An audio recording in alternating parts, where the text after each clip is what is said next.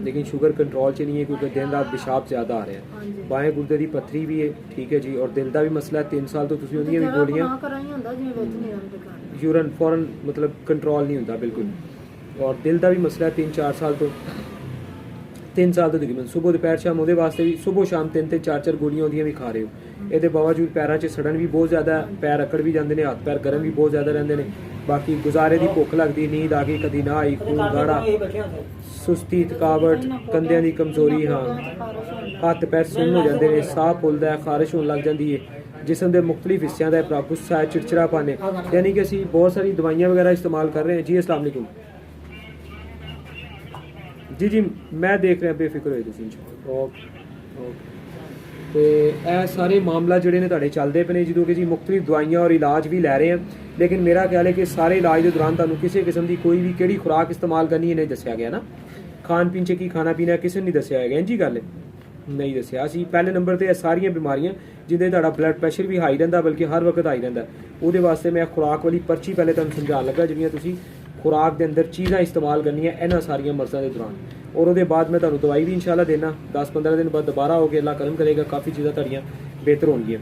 इस सुबह खुराक के अंदर है कि सुबह जिस तरह अदरक और मुरब्बा, अदरक और आम है मार्केट चो मिले तो इंसान मुरब्बा खा सकता है, वरना जिस तरह शुगर भी रहिंदी है, मिट्ठी चीज़ फिलहाल ना भी खावां तो खैर है।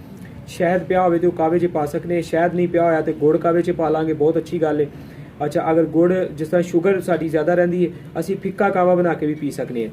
हुण कावे के अंदर लिखा होया है 2 चुटकी अजवाइन, 4 पुत्ते पुदीने दे और 2 चुटकी अदरक, ठीक है। गुड़ या शहद पा के कावा बना के पीना होंदा है। हुण असी ये फिक्का पी सकने हैं। जिस तरह ब्लड प्रैशर हाई होंदा है तो फिर इहदे चों अजवाइन भी असी कट देनी है, सिर्फ 4 पत्ते पुदीने दे, ठीक है जी, और 2 चुटकी अदरक दी, 1.25 कप पानी दे विच पा के यह 2 चीज़ां अच्छी तरह उबालो, 1 कप रह जान, भुन के तो इनू तुसी इस्तेमाल करना है, यानी कि पीना है, ठीक है जी।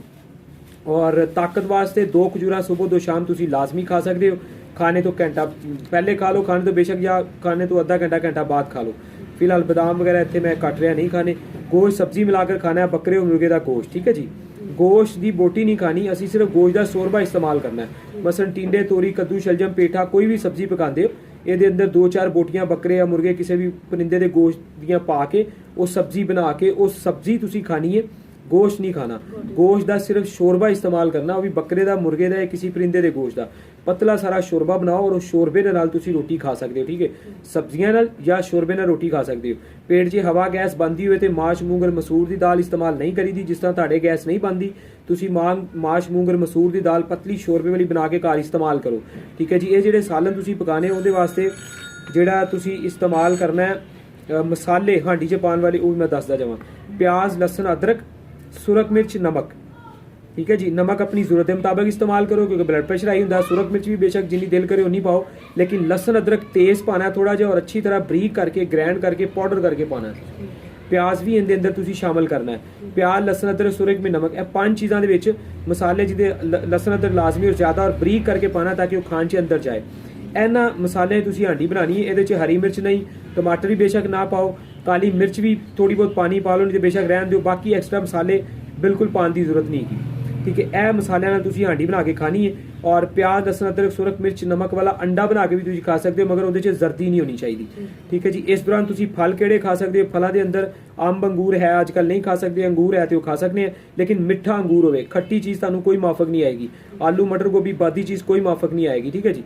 खुबानी खुशक मिल जाए मिट्ठी वाली 5 दाने वो खा लो। शतूत अगर तुहानूं मिल जान 10 दाने सुक्के मिठे वाले वो खा लो। अमरूद नरम खाना है, मिठे वाला अमरूद जिहड़ा हुंदा नरम, ਉਹਦੇ ਚੋਂ ਗਿਟਕਾਂ ਕੱਢ ਦਿਓ, ਬਾਕੀ ਅਮਰੂਦ ਖਾਓ, ਪਲੇਟ ਭਰ ਕੇ ਕਿਸੇ ਟਾਈਮ ਖਾਓ।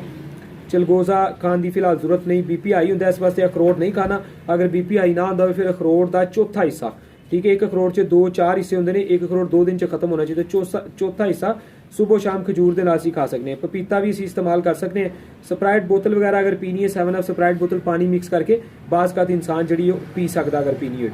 यह खुराक है जी तुहाडियां मर्ज़ां उपर मैं बयान कीतियां ने जी आ रही हैं, वो मुताबिक भी इस्तेमाल करनी। सिंपल अल्फाज के अंदर शोरबे वाला, मजबूरी के दौरान शोरबे वाला कोई भी सालन खा सकते हो। चने का शोरबा हो जाए और मतलब मछली का शोरबा हो जाए या किसी भी सब्जी का शोरबा, पाए का शोरबा हो जाए।